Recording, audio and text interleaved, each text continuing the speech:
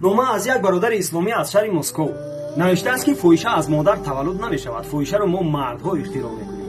духтари ғариберо ки дидем аз ғарибиаш сӯистифода карда ба иззаташ хиёнат мекунем ва исмашро мегузорем фоҳиша.